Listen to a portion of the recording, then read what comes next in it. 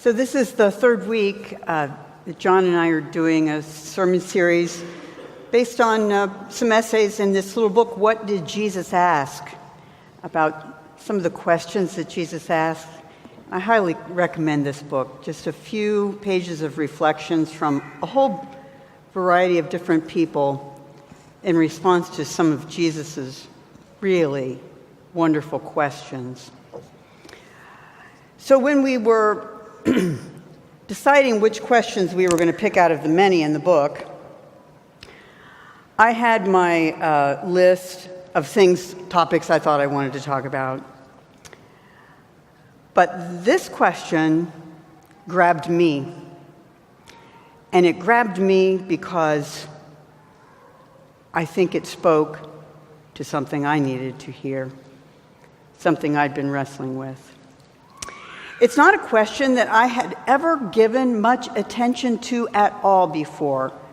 Although I read the passage dozens of times, I was always caught by many other features.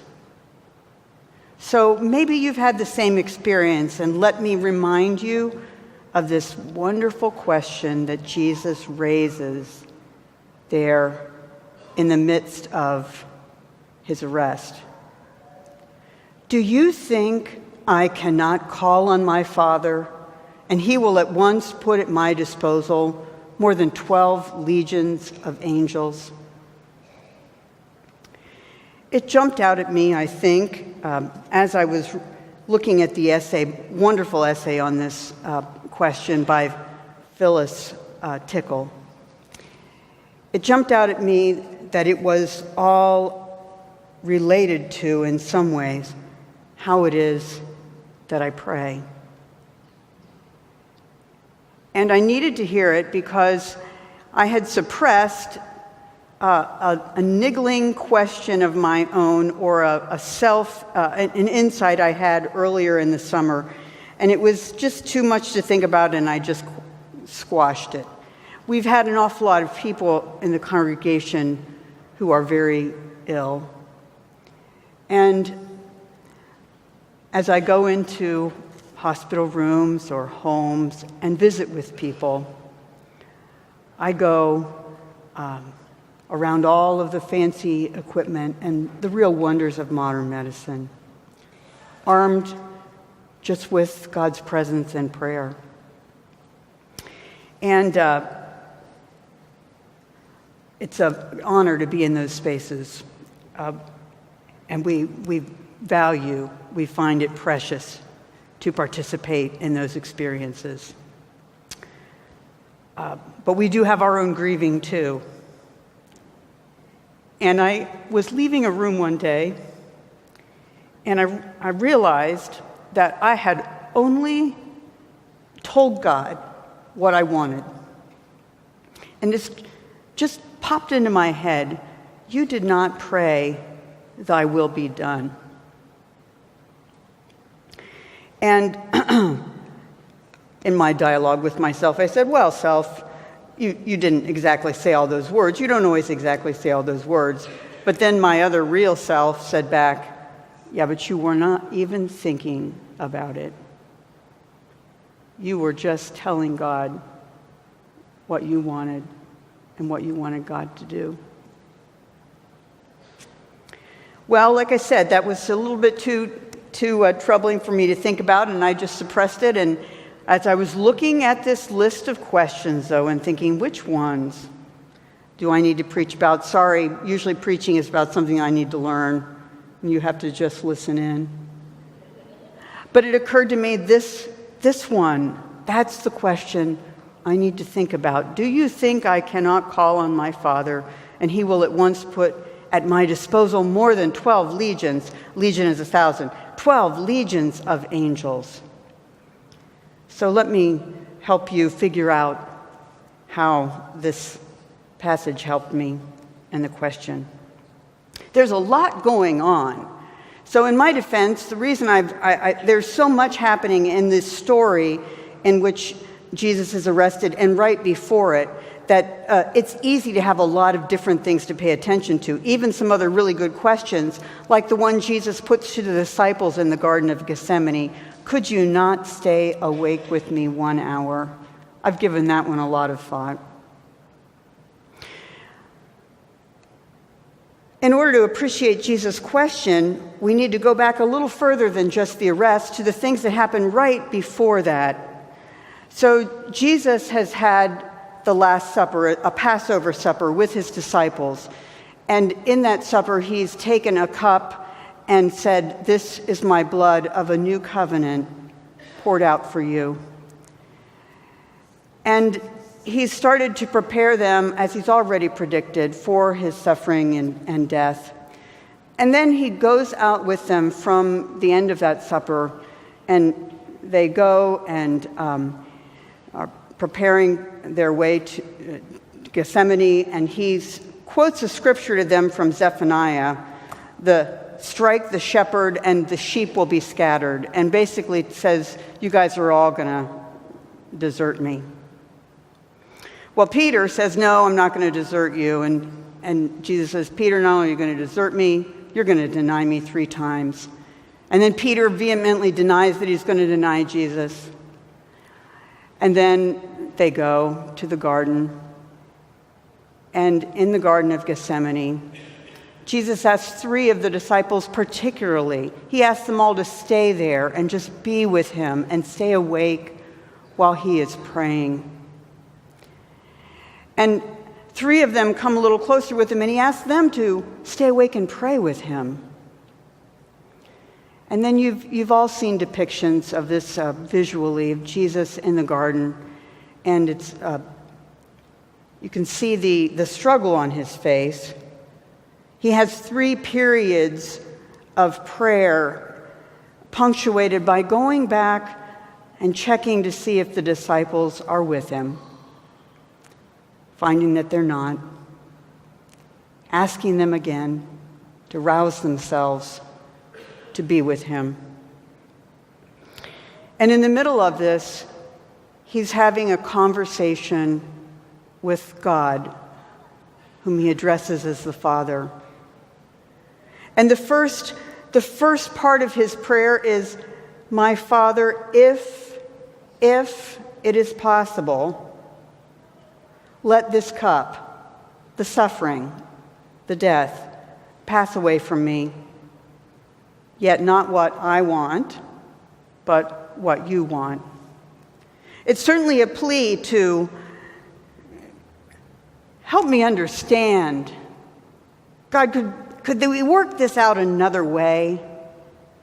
This new covenant where we're not just making a set of laws to help people know the right way to live, but the new covenant, as prophesied in Jeremiah, is to give them a new heart, a heart that knows the law, a heart that feels related to God. It's a different kind of relational basis for God and the people. Can this new covenant happen some other way?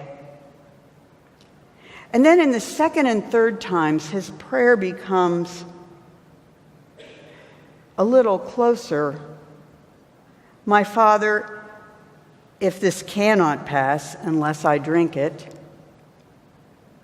if this new covenant cannot pass unless I drink it, your will be done. The words that he taught the disciples to include in the prayer that he taught them when they said, how should we pray? Thy kingdom come, thy will be done. And Jesus goes through that prayer twice. I've often wondered what was going on in that dialogue that Jesus was having with the Father. I kind of wondered, was he like, God, surely there's another way. There are some people who are receiving the message. I wonder sometimes if God didn't say, Jesus, look around you. You've been teaching this 12 people pretty closely, and they can't even stay awake when you ask them to stay awake. I'm thinking I need to try something pretty drastic. I don't know, but I wonder what is going on in the conversation whereby Jesus kind of shifts from asking what he wants, even though he still asks for God to show what he wants, where Jesus comes out of that time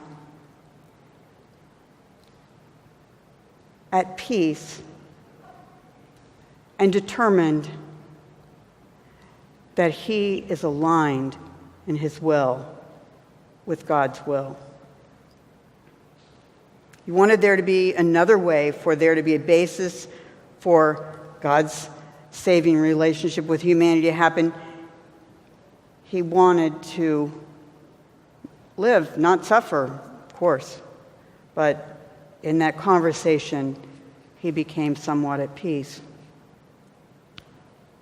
So then when they come, and by the way, it's probably, if we take Matthew's sequence of events to be accurate, it's probably while the disciples were sleeping that Judas snuck away to go bring in the guards and have Jesus arrested.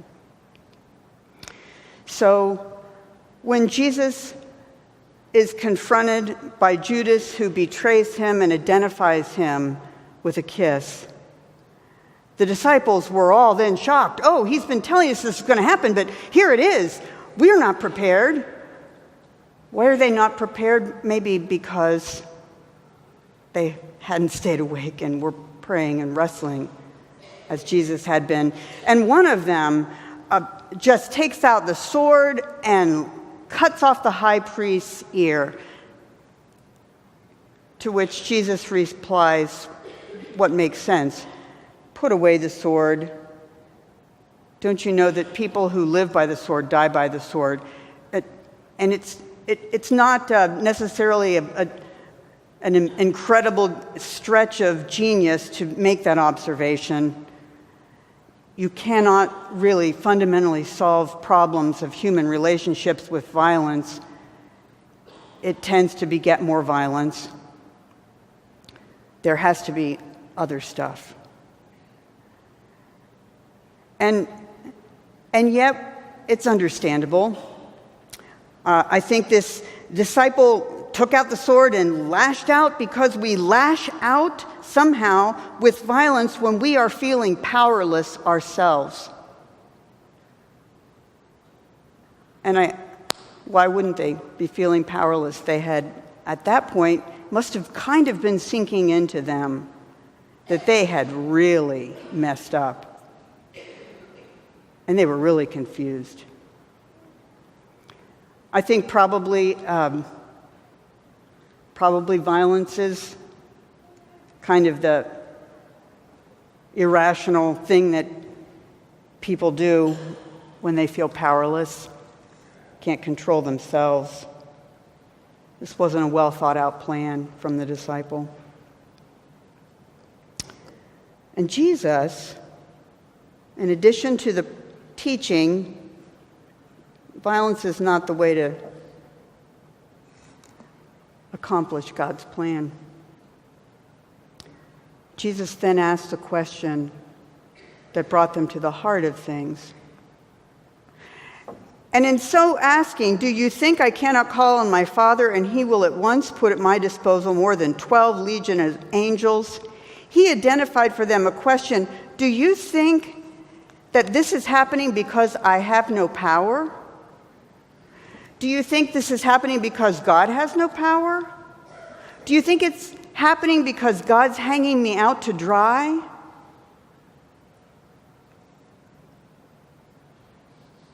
That's not Jesus' understanding. There could have been angels taking up our cause. Now, Jesus, it's interesting that Jesus brought up angels here. At the very beginning of his ministry, right after his baptism, remember, he's driven out into the wilderness, and he's there for 40 days and 40 nights. And in a couple of the Gospels, it tells us he had temptations that he endured by Satan. And one of the first temptation was literally Jesus. Psalm 91 says, you, Son of God, you can do whatever you want to. Throw yourself off from the top of the temple. Angels will guard your feet. They won't even let you strike a stone. They'll protect you. Call on them if you are the Son of God. And Jesus says, it's written, you shall not put the Lord your God to a test. After, though, the temptations have been met by a faithful Jesus and resisted, it says, then the angels ministered to him in the wilderness before he began his ministry. And angels were part of Jesus' story from the beginning, from the announcement of his conception to the announcement of his birth to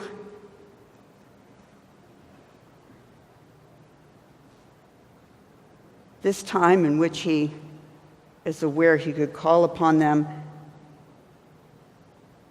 The angels are part of the announcement of Jesus' resurrection. Angels are at work throughout the scriptures in the Old Testament with helping call the prophets into their work, sometimes wrestling with people, sometimes being agents of God's surprises. Phyllis Tickle says, we can put away thinking about angels with wings necessarily. We've gotten a lot of pictures of angels in our heads, but oftentimes in the scriptures, they're very underplayed in terms of description of their looks, and they just look like people. She says the question for us that is still relevant, raised by Jesus, if there aren't actual angels, or for lack of a better term, are there divinely orchestrated interveners and messengers and agents which operate within our sphere, but are not yet subject to our descriptive comprehension or analysis? What if we do indeed, as our forebears have all said, and as the Christ, facing his own submission to torture and death, dares us to believe? What if we do indeed live within an angel-inhabited cosmos?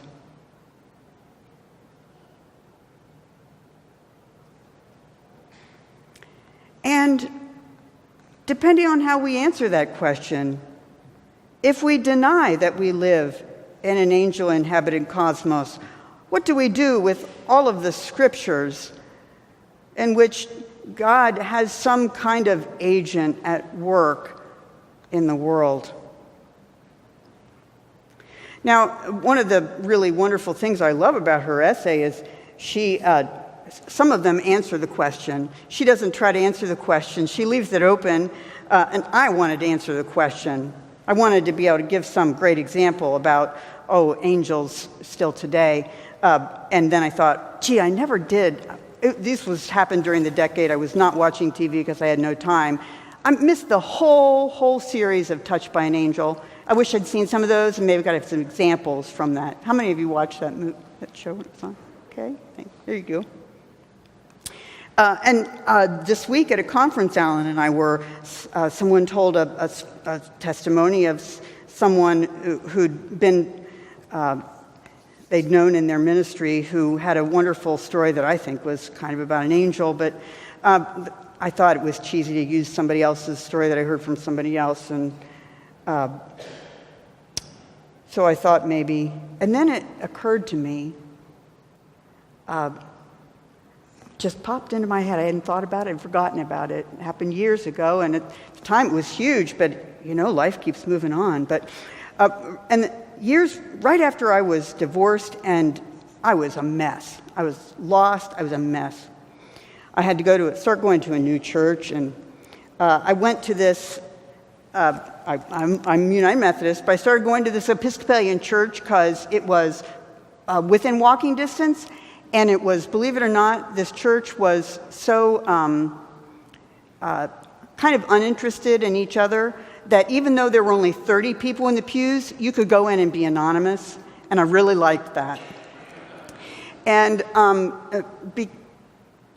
so I started going to this Episcopalian church, and one of the things that jumped out at me right from the very beginning was that it was amazing that a church with 30 people had a fantastic organist.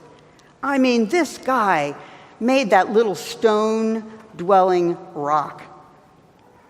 And because I sat where you sit when you want to be anonymous, which was the back row, close back by the organ at the back, I got to know him a little bit. And one day, I was singing hymns, and he heard me singing, and he said, "Hey, would you like to do a solo?" And I was like, "I don't do solos. I like to sing hymns, but I don't do solos." But he kept, week after week, he kept bugging me about it, and I finally thought, well, hey, I don't know anybody here. Why not? So I went in, and he practiced a solo with me. And in the course of that time, and it's amazing, I can't even remember his name. In the course of that time, I told him that I played the piano. And he said, oh, what would, but I said, since I moved down, I don't have a piano, I don't play anymore, but I really love to play the piano. He said, oh, you can play the organ. I said, oh, no, I can't. Because for years, my church organist had said to me, the organ is like playing bridge, and the piano is like playing rummy. And I was clearly a rummy player in a bridge world. And so I said, no, I can't. And he said, I'll show you some things. So he started showing me a few things on the organ, and then he said, hey, you want to use my key? You can come in and practice. I started then going in for about an hour a week and playing hymns on that organ and trying to learn how to use the feet pedals. And it started really healing my soul. And then one day he said, I'm going to be gone next Sunday. These are the hymns they're doing. Can you play for me? And I'm like, I'm really not an organist, but he's like, oh, come on. So I'll try. So I filled in for him. And then a couple weeks later, I was downstairs helping teach my kids' Sunday school class. There were 5 kids in Sunday school. And someone came down and they said, the organist hasn't shown up yet. Can you play today? I was like, okay, I'll try. I played.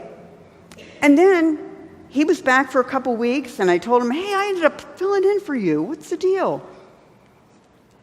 And then a couple weeks later, he just didn't show up and never came back. And I said to the people there, they said, you know what? We're a little bit concerned. He's single. We sent sheriffs to his house to find out, make sure he's okay. And it was totally cleaned out. There was no one there. And I said, well, don't you know his family? Can you call some family or something? And they were like, well, we really don't know him that well. He just started here right before you started here. And they said, would you be our organist? And I said, I really can't be an organist. I'm not an organist. They said, you did okay, good enough for us. Because, I thought this guy was great. I guess they were okay with good enough for. And I played there, and here's the thing.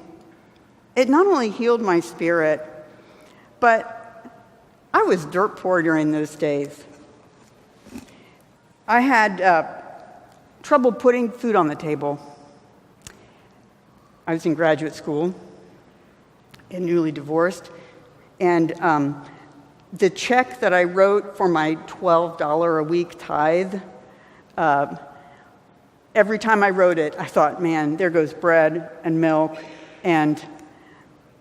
but it was my hope that I was anchoring in the plate. And when they asked me to play the organ, they said, we'll pay you. And I said, oh, you shouldn't pay me, because I'm not really an organist. And they said, no, we'll pay you. I said, They paid me $80 a week, which made all the difference in the world. It meant birthday presents. It meant gas to go home for Thanksgiving to Ohio. And when I look back on that guy whose name I can't remember, I thought, my gosh, I was in the wilderness and I had a ministering angel. And it made me think, how should I pray? How should I pray? It seems to me that one of the messages from Jesus last night of his life and his praying in the garden and his challenge to the disciples, this isn't happening because God is powerless here, nor has God stopped listening to me. Our wills are in tune.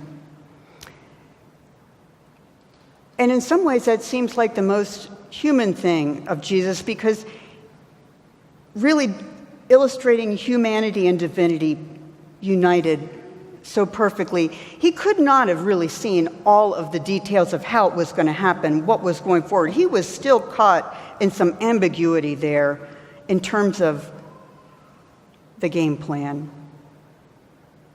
But he trusted God's heart, God's will, and it was an act of submission to one who would only ask for submission because he has the power to do marvelous things with it.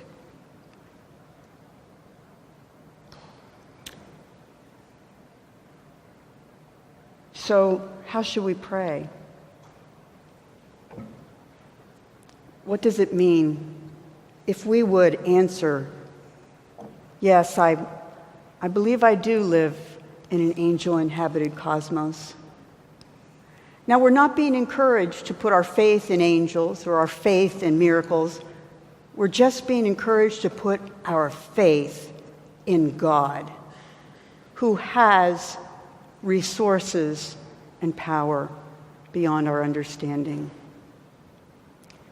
I think I will try again to remember to ask for what I want and what others want, but also to really be trying to align myself with God's will and even uttering, "Thy will be done." Amen.